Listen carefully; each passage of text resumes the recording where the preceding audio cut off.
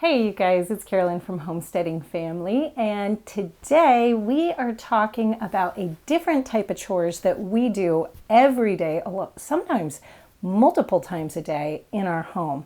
And this type of chore is called a jurisdiction. Some families do this and they call it their area of responsibility.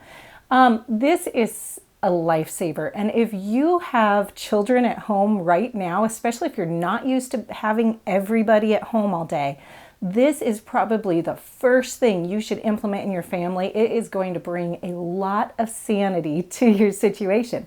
When everybody's at home, the house gets messy really quickly. But when we all work together, we can pull it back together and get it tidied up really quickly too. And that's what this chore type deals with. Now, a jurisdiction for us in our home is when we assign a child an area of the house. A lot of times it's a whole room, but we want to make sure that it's always age appropriate. So for the younger children, it might just be a small area, like the line of shoes that happen right inside the door of the house, or a bookshelf, or some smaller space.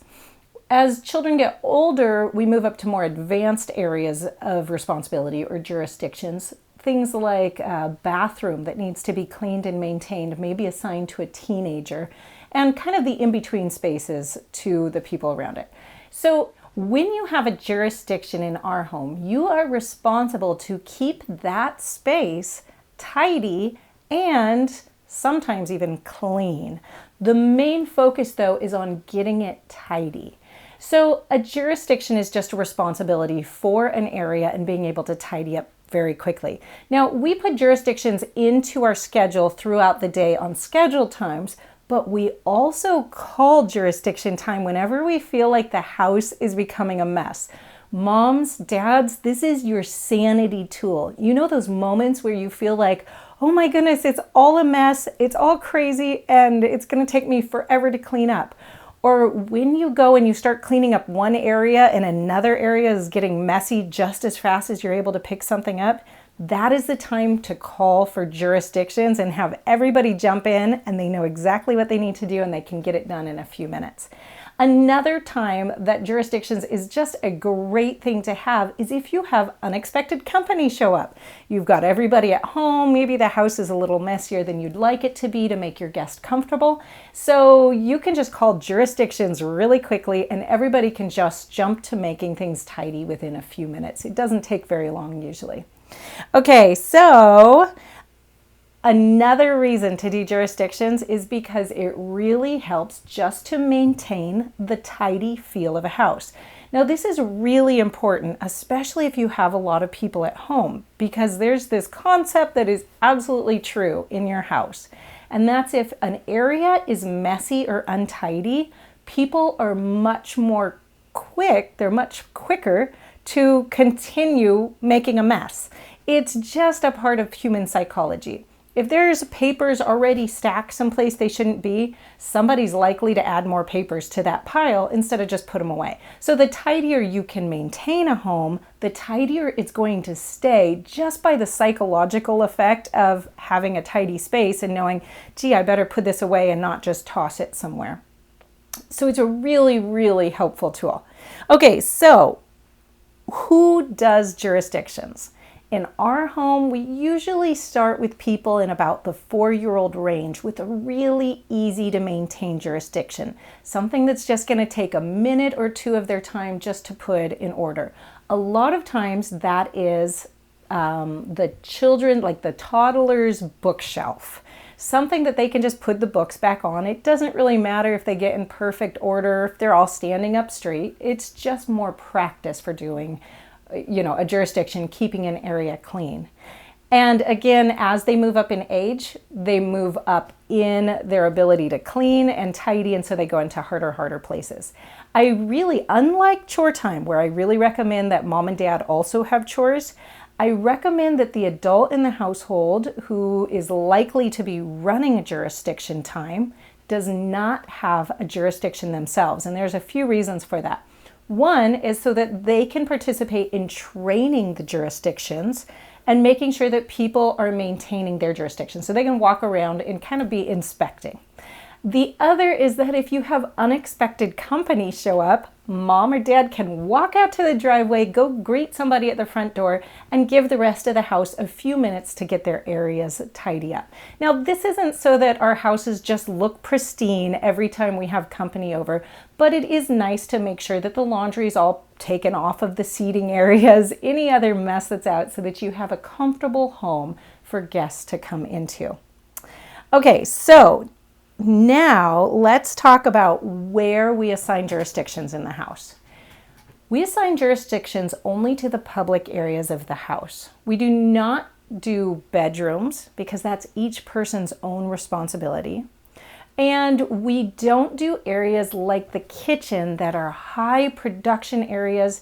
We don't want one person to get stuck with cleaning up everybody else's dishes mess from throughout the day. So we try to keep that area kind of mama's responsibility, and everybody's pitching in, everybody's helping in that. So things like the dining room, the living room, the entryways, any sort of common spaces are part of the jurisdiction. We also make sure that any bathrooms that could be used by guests or that are regularly being used by family is in a regular jurisdiction. Now, I don't put the master bathroom into a jurisdiction because I feel like that's my space and I should be keeping that clean as a good example and just of taking care of my own stuff. But the household bathroom, we do include in the jurisdictions. Okay, when do we do the jurisdictions? We do them about 3 times throughout the day. They happen right after morning chore time. People go and just tidy up their jurisdiction. And they happen right at the end of school time or right before lunch. And then they happen after evening chore time. Doing it that often means that your jurisdiction should take less than 5 minutes for anybody to do. That is always the goal, that a tidy should be under 5 minutes on a jurisdiction for any given person. We also do it whenever we need to get it done really quickly. When I start feeling stressed because, I feel like everything's a mess, then we'll throw in a jurisdiction clean. And we want to try to keep those extra times when I just go, oh, let's do a jurisdiction really quick, and it's not in the schedule. We try to keep those times fun. A lot of times I will blast some sort of music like William Tell Overture, something that's upbeat and fast, and I challenge everybody, okay, get your jurisdiction tidy before the end of this song, and then we'll go take a break for 5 minutes outside, or then we'll go take recess outside. So we want to try to make it rewarding and fun and really encourage that feeling that we're all working together to get to something else, whether it's a snack or a break, or just we can move on. Maybe we're moving on to an art project or something else. We can move on to something else fun. Okay, now, how do you train a jurisdiction? First off, you have to make very clear expectations for what you want done in each single space. So telling somebody to go tidy up their space is a start. And if they're a teenager, they may feel very confident in knowing what that means. But if they're a younger person, you may need to walk through every single step of what that means. In some rooms of our house, they need to be swept multiple times a day to keep them tidy. Some rooms, they just need the toys picked up. Some, they need, a wipe down on places like toilets and around sinks. So you need to make sure that your expectations are very clear. And if you're starting this brand new, I highly recommend writing out a list for each room of what it should look like when it's clean. First, check to make sure that everything is in its place. Second, check to make sure that the floor is tidy, things like that, and take it through a list. Again, remember this should not be a long process. You really want to aim for something that on most days, a child who is working diligently can get through in under 5 minutes so that it's a quick cleanup. Okay, now once a week, we use our jurisdictions as our deep clean rooms, and each child gets to go to their jurisdiction and do a deep clean on it. This is kind of a different topic here because you're gonna, they have to go through the full processes of cleaning the floor all the way, dusting, window or glass cleaning, different things like that. During that time, I'd be doing a deep clean in the kitchen. and making sure that that place is clean. But then we can all break up, get our cleaning done all at once by using those jurisdictions, and come back together and be able to have a good time, get out and do something fun after a deep clean on our house.